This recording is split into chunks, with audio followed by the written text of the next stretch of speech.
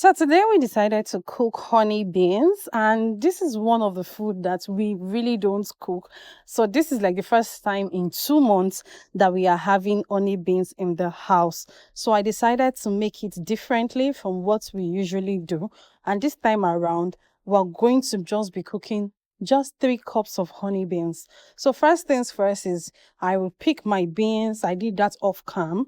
So I go ahead and wash the beans, then put it on fire.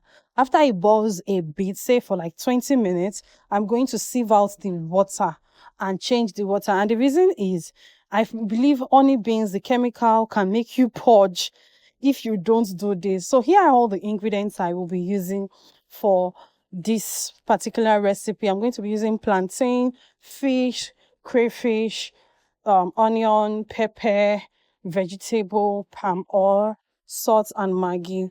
So these are like the things I'll be adding to our honey beans to make it sumptuous, healthy, and yet very sweet.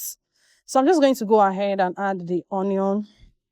Then I'll go ahead and add my plantain at this point because I want my plantain and my onion to come together. First thing, one of the reasons why we add onion and a lot of it is because we want the beans to be totally soft, and onions helps it to get that.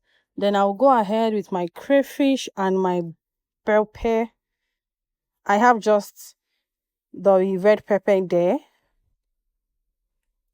Then I'll go ahead with my palm oil and fish and let this cook for a little bit more before I will now introduce in my vegetable. So I'm adding my vegetable to this last. So after adding my vegetable, I'm going to give this a very good mix and let it sit on low heat for say 5 minutes. Then our beans porridge with vegetable and fish is ready. And I can tell you for a fact that this is like one of the sumptuous beans you have ever had. This recipe, it hits and it is tasty.